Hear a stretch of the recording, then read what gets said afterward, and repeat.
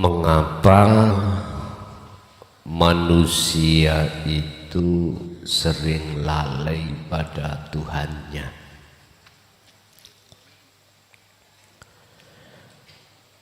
Dikarenakan manusia itu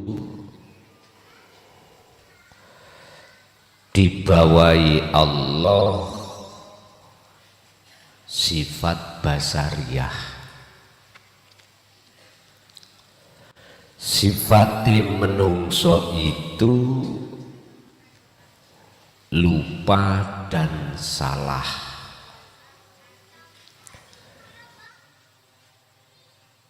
Dan itu diakibatkan karena besarnya sifat basariyah di dalam diri manusia. Yang sifat basariyah tersebut belum kategori terjinakkan.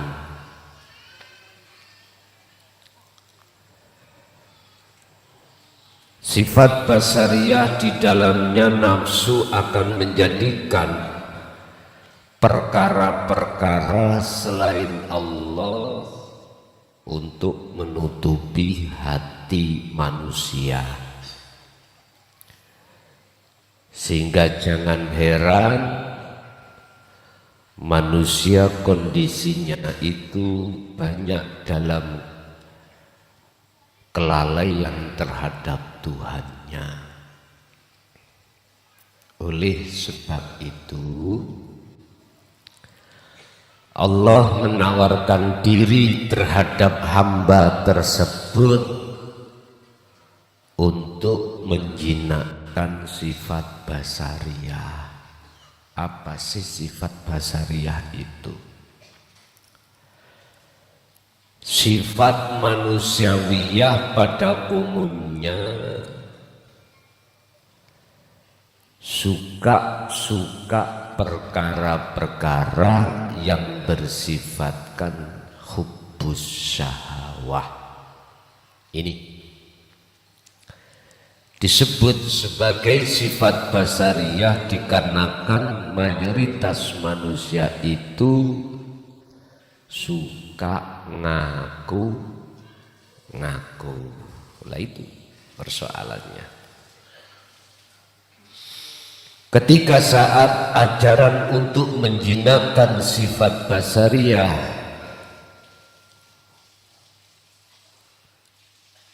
yang Allah berikan, ternyata banyak manusia yang tidak mau mengikuti. Bahkan ada yang mendengarkan tapi justru menyalahkan.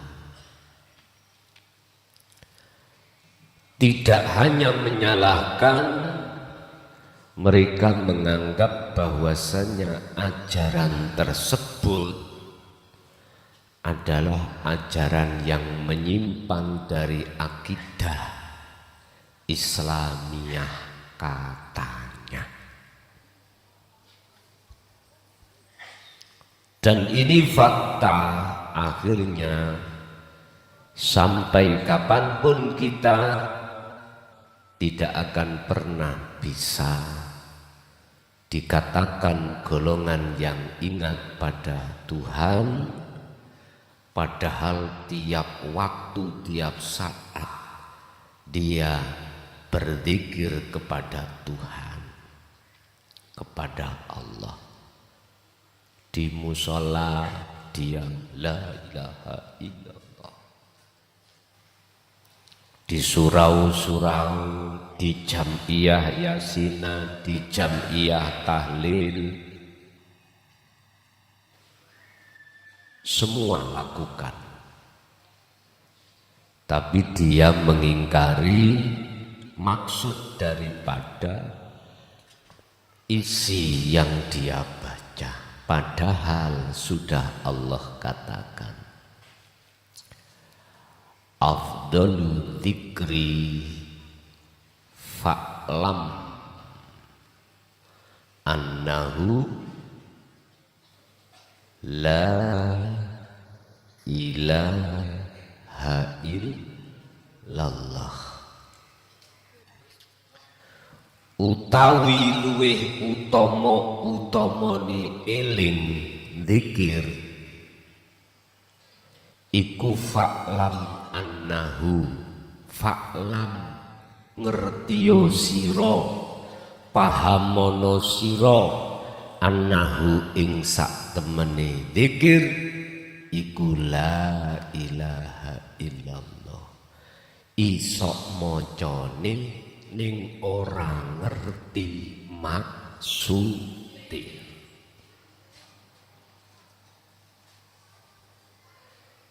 Bisa membacanya ning tidak mengerti maksudnya.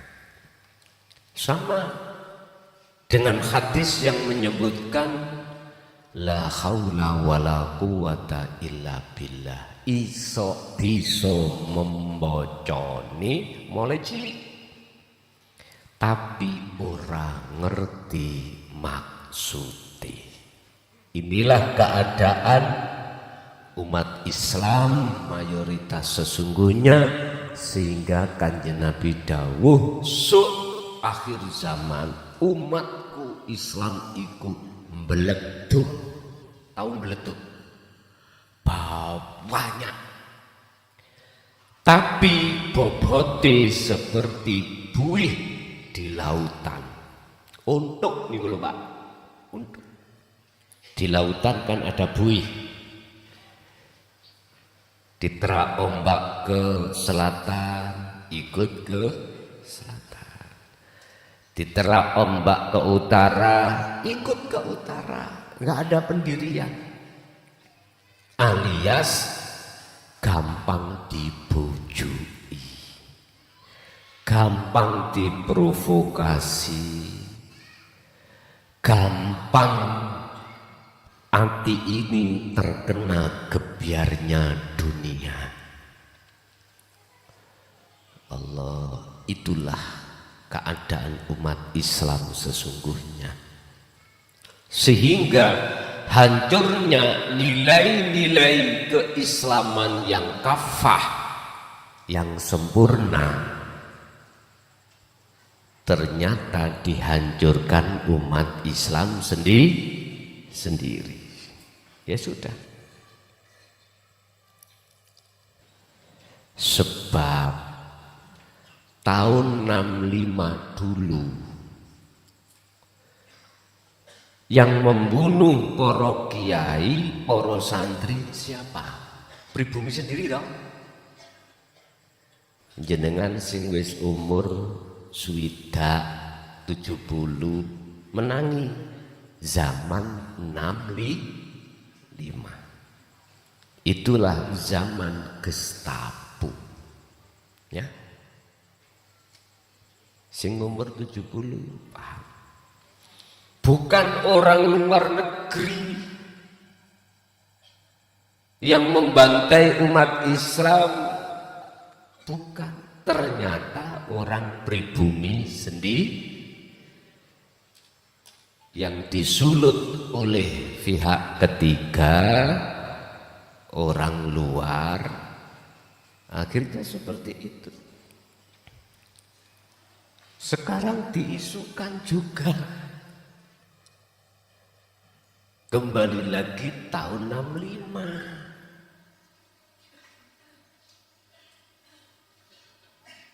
Siapa yang mengisukan? Jaduke nanti, ketemunya nanti, pribumi sendiri. Mengapa saat tahun 65 yang dijadikan target adalah para kiai-kiai? Karena para kiai-kiai pribumi iku mungsuhi, memberikan semangat pada santrinya. Udah, bisa jadi sejarah terulang kembali. Sebab Serigala manakala ingin mendapatkan domba, serigala harus berbulu domba. Serigala ini gak roh kalau ini, dombanya nggak tahu kalau ini serigala. Jenengan nang masjid, serigala ini melok ke masjid. Jenengan Allahu Akbar, serigalanya Allah Akbar. Sama. Bahkan kalau bisa domba itu mengikuti apa yang dikomandokan oleh serigala.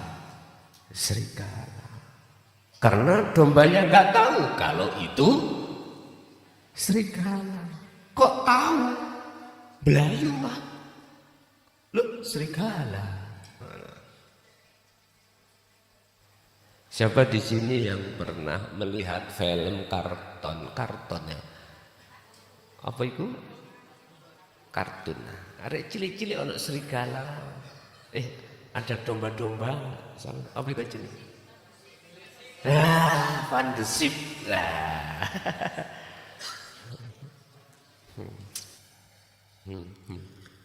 Begitulah. Mengapa domba tidak tahu itu serigala? Karena domba tidak dikasih tahu kalau itu serigala. Mestinya kasih tahu, iku lo serigala. Nah, ketika saat dikasih tahu itu serigala, nggak percaya domba karena wajahnya serigala mirip domba. Dombanya makan suket, serigalanya yang makan suket.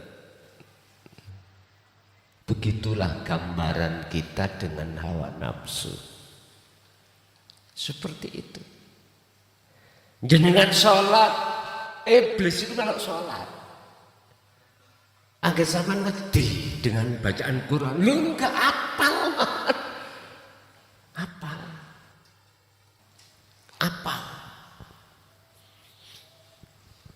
Anggiti terus ono wong maca ayat kursi, iblis kepanasan.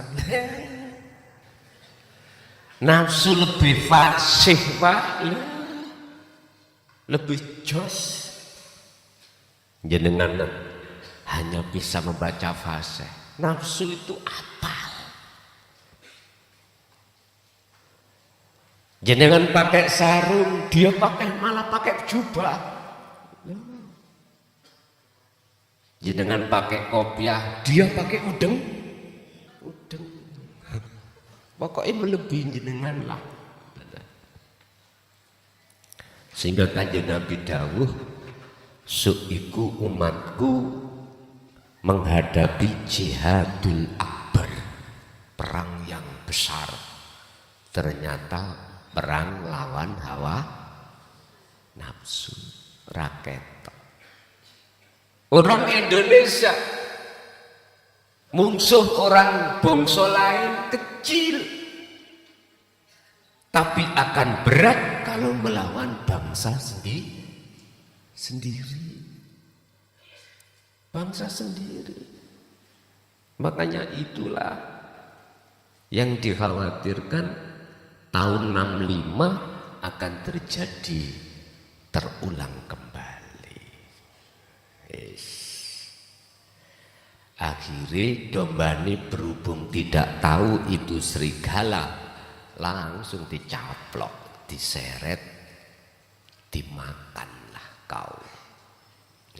Pertanyaan ini, jenengan pingin dadi domba seperti itu monggo, pingin dadi domba yang waspada terhadap serigala ya monggo, terserah pun. Bapak Ibu hadirin, oleh karena si domba itu terbuai dengan halusnya rayuan serigala, maka domba ini tidak akan pernah bisa membedakan mana yang hak dan mana yang batil, mana domba asli, mana serigala. Kulitnya, lulangnya, bulunya, ya bulu dong. Embuh, aku ya ora ngerti serigala iku oleh bulu teko ndi. Kok oleh? Masya Allah. Dengan adanya kita tidak bisa membedakan mana domba, mana serigala itulah Pak. Maka kita sebagai domba itu selalu lalai terhadap kebenaran. Oleh karena ruhaniyah kita ini Bapak Ibu terkena rayuan nafsu dalam diri kita, akhirnya sifat basariyah kuat. Disitulah dikatakan manusia tempatnya lupa, lalai dan salah. Biar tidak seperti itu, maka terimalah ajaran-ajaran yang Allah sampaikan lewat utusannya untuk mengenal sifat basariyah, wujudnya nafsu itu bagaimana. Berkenaan dengan hal sering melalaikan pada Allah manusia itu, maka kita akan masuk pada makalah 124. Al-ghafilu utawi perkara lalai, utawa utawi wong sing lalai. Itu ida asbaha takalani teko waktu isu. Nadoro mongko angen-angen sapa ghafil fima ing dalam perkara apa wae yafalu kang agawe sapa ghafil. Wong sing selalu atine lalai iku Pak, ketika dia itu bangun dari tidurnya pada waktu pagi, yang dia pikir iku gini, opo yo sing tak lakoni. Ini sifatnya ngaku. Ruhaniyah kita itu duduk di takholli. Pengakuan segala apa yang nanti akan terjadi, itu yang melakukan itu makhluk, entah makhluk diri kita atau di luar diri kita. Ini sifat karakter orang yang selalu lalai pada Tuhannya. Ketika pagi mau berangkat kerja, entah mau cari uang, yang dia pikir adalah fima yaf'alu, apa ya sing arepe tak lakoni. Jadi sambungan hati menyang Gusti sing gerakno dirinya enggak ada. Hati akan selalu melihat, memandang, merasa, meyakini akunya diri yang mau melakukan. But ini kebiasaan kita sebagai orang yang masih di makom selalu melalaikan pada Allah. Yes. Siapa yang meninggal dalam keadaan seperti ini, mulai dia hidup di dunia sampai game over, kok sih tetap seperti ini? Inilah yang Allah sebut di dalam surah Al-Baqarah. Innal ladzina kafaru sak temene wong-wong sing padha ingkar terhadap ajaran Allah iku sawaun sami ugi sami mawon sama saja alaihim ing atase mereka opo a'andartahum amlam tundirhum dikasih nasihat atau tidak sama la yu'minu tidak percaya. Sesungguhnya orang-orang yang ingkar pada Allah sama dikasih nasihat atau tidak, diterangkan tentang ajaran tauhid atau tidak, sama tidak percaya. Akhirnya walladzina kafaru awliya'uhumut taghut yukhrijunahum minan nuri ila dhulumat. Maka keadaan ruhaniyahnya baik di dunia atau setelah kematian itu masuk di alam yang gelap gulita. Gelap gulita. Tidak ada setitik cahaya makrifat pun tidak ada. Namanya gelap gulita, peteng dedet, moto pijak, sinar gak ada. Ya sudah. Sampai buktek no. Nanti sampai pulang di rumah masuk ke kamar, matikan lampu di kamar, terus meremuk. Apa yang ada pada diri jenengan? Peteng dedet, gelap gulita. Ada bahaya apapun Anda tidak akan pernah tahu. Nggak bisa tahu.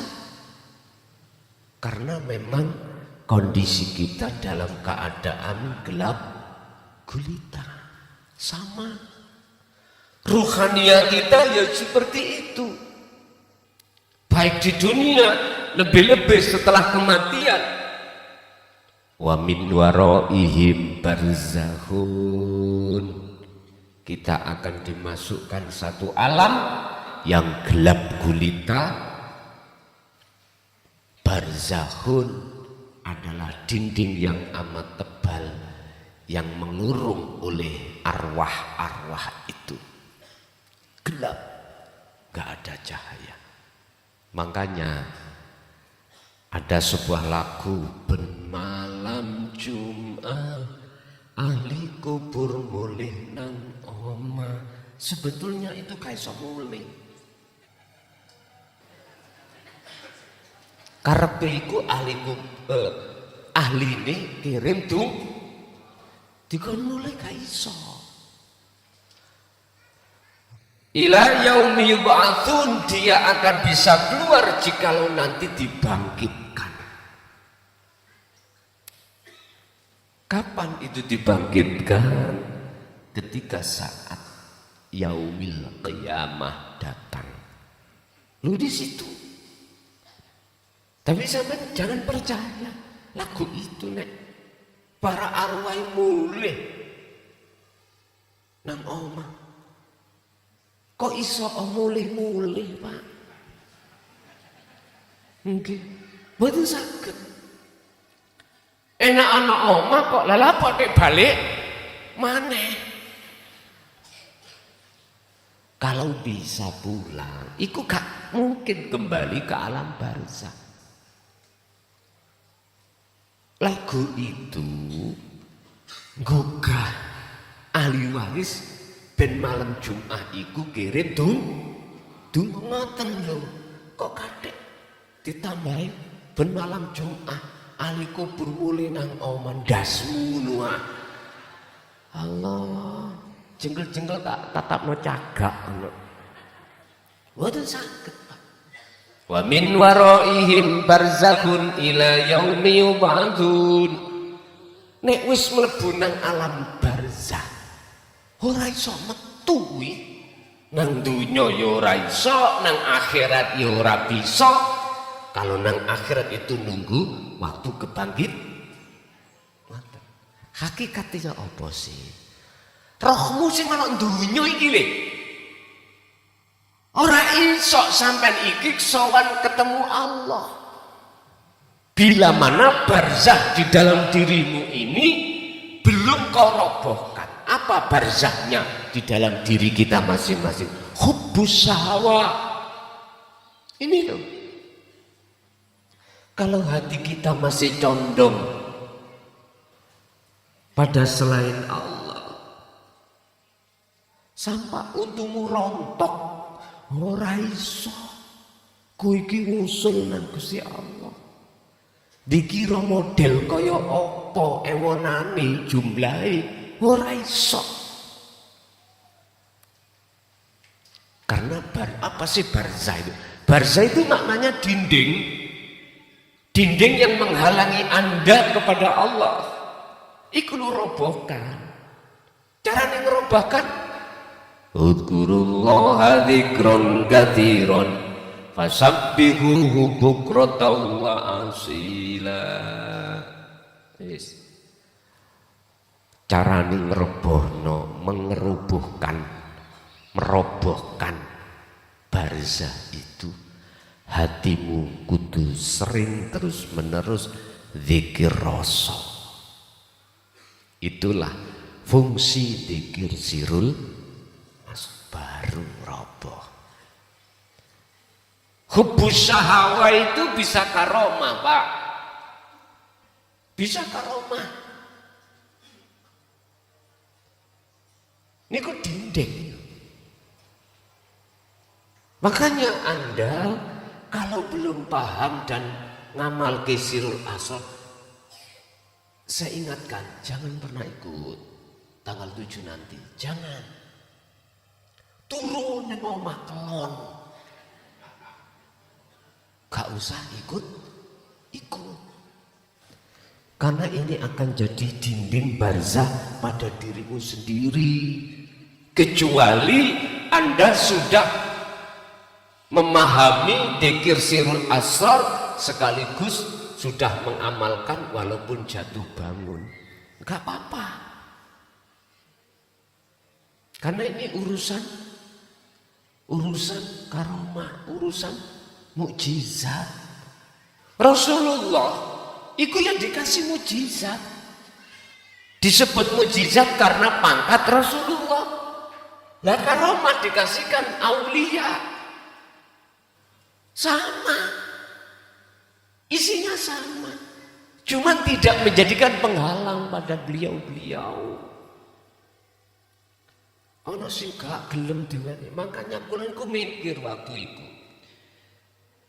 Iki koyok minteri, gak minteri, jane ya minteri Gusti Allah. Gusti gak tambah mudun niki. Apa materi yang ku sampaikan ajar itu endingnya ke musyahadah. Ini kok muka siapa? Gak mudun. Langsung Pak kula sing jenenge keringetan sak jagung-jagung. Rai muson ojo kakean cocok. Jalan. Ternyata jawabannya adalah kondisional situasi. Ya sudah. Makanya warningnya adalah yang belum mengerti tentang masalah dzikir sirul asar, sekalipun kau alimo sondo langit ojo melu. Karena ini nanti akan menjadikan penghalang wujudnya riya, ujub, takabur dan lain sebagainya.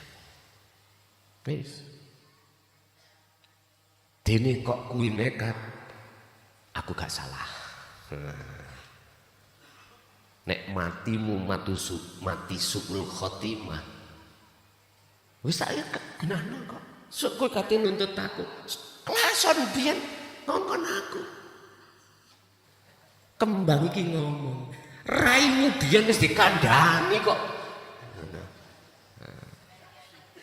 Iya. Terserah. Makanya mengapa sifatnya adalah privasi ini. Sifatnya itu privasi untuk kalangan sendiri. Enggak saya masukkan YouTube. Pun wis balik kembali kepada materi. Jadi orang yang selalu lalai itu mesti setiap pagi habis bangun itu mikir, duwe angen-angen apa sing tak lakoni. Allahnya enggak ada sama sekali. Dia selalu ngaku kalau nanti sing duwe karep yo aku, yang melakukan yo aku. Ini golongan kita yang masih ada di syariat saja. Semuanya seperti ini. Golongan kita yang masih ada di makom pasti seperti itu. Enggak ada hati itu koneksi terhadap Allahnya, enggak ada. Bon. Wal aqilu sing nomor loro. Wong sing atine iku wis metuki dzikir, sejatine dzikir iku yang duru angen-angen sapa akil. Bahasa syariat al-akil iku wong sing gunakno akal yang didasari tauhid. Madza ing apa yaf'alu kang agawe sapa Allahu Gusti Allah bihi kelawan akil. Ahli syuhud iku Pak ya. Dia itu selalu angen-angen. Angen-angene iku Gusti Allah nglakokne apa ya? Ngene lagi. Jadi si akil atau si ahli syuhud selalu mengedepankan ilahun wahid, Allahnya yang berperan. Kesimpulan ini, ghafil ahli lalai pada Allah selalu duduk di taholli, al-akil ahli syuhud itu duduknya hati di tajal. Wis ring kesik iku kak adik suwe-suwe cuman dilalar yang duru madza yaf'alullahu bihi, dilalar dadi ning ngene Gusti Allah arepe ndagel apa ya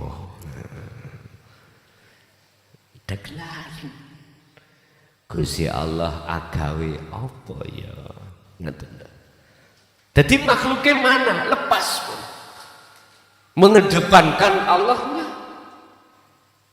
Inilah maksudnya tajalli itu di situ. Rasa yang muncul dalam diri Anda bukan rasa makhluke, sebab makhluke itu sudah tiada. Ketika makhluknya sudah tiada di dalam pandangan mata hati jenengan, maka yang nyata itu Allahnya yang wujud. Duh, kok iso? Sebab apa?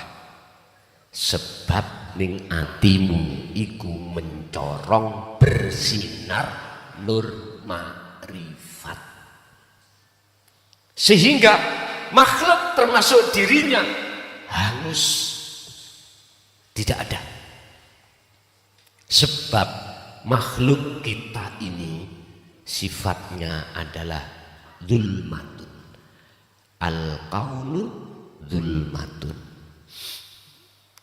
Dalam makalah lain Syekh Ibnu Athaillah mengatakan al-qaulu kulluhu zulmatun utawi kaun itu makhluk siapapun wujudnya dunya dan wujudnya isine dunya dan isine langit itu disebut kaun.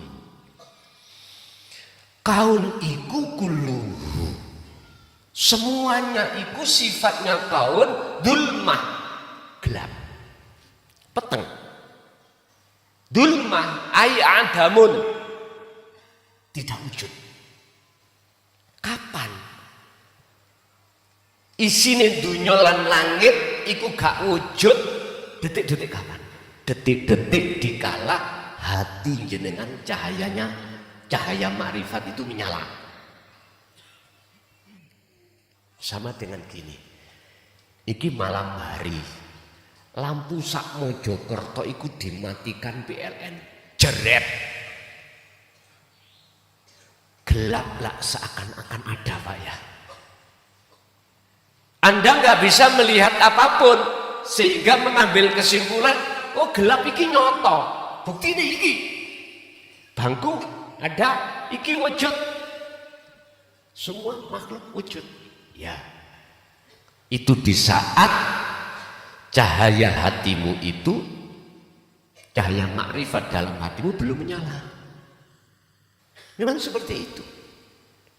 Makanya ini dibuat bantahan orang-orang ahli fikih, ahli syariat.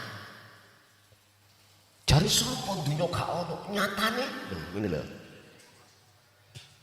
Bapak Ibu, ketika cahaya ini ditarik oleh PLN, yang terjadi memang gelap. Kondisi gelap, Anda tidak bisa membedakan iki bojoku bojomu, nggak bisa. Nggak bisa. Iki jalan ini jurang, nggak bisa. Karena gelap. Sama. Kalau cahaya makrifat dalam hati kita belum menyala, kita melakukan apapun itu nabrak-nabrak. Nggak tahu. Iki sholatnya diterima Gusti Allah apa gak tahu. Iki lakunya bener apa enggak tahu. Makanya sering mengucap insya Allah. Lah ngene dah. Itu ada dua. Diterima lan ditolak. Yes, jenengan sadar gak sadar sakarepmu. Tak buka pemahaman hatimu tentang Allah lewat hukum hakikat. Keadaan hati gelap, nggak ngerti mana batil, mana hak, nggak tahu. Anda tahu hak, itu kan sebatas syariat. Hakikatnya nggak tahu. Seperti aku sholat, nek gak sholat aku di lebok neraka diancup-ancupno. Nek aku sholat di lebokno surga, enak nyaman gembul beda dari sing jarene esuk tak engko sore prawan, sore tak engko esuk gak beset ta ngene. Guyon. Kita nggak tahu Pak. Sama, ayo. Iki lampunya mati, oke mati. Pasti kita akan mengatakan gelap itu ada. Yes. Kapan detik-detik dikatakan selain Allah itu gak wujud? Ketika cahaya ma'rifat nyala dalam hatimu. Jereng langsung kaun ini ya sudah gak ada. Itu hanya jenengan yang dikehendaki Allah. Makanya amal arifuna la yarawna li anfusihim syai'an.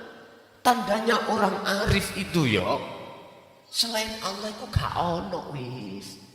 Selain ilahun wahid hidup yang menjadi sifat mausufe, dia selainnya gak ada udah. Mejo jari memang ono gak ono, awake jari memang ono gak ono. Tapi tetap miturut moto dohir ya wujud bos, wujud. Tapi sing kula maksud mboten wujud miturut pandangan ainul basirah mripate ati. Ayo.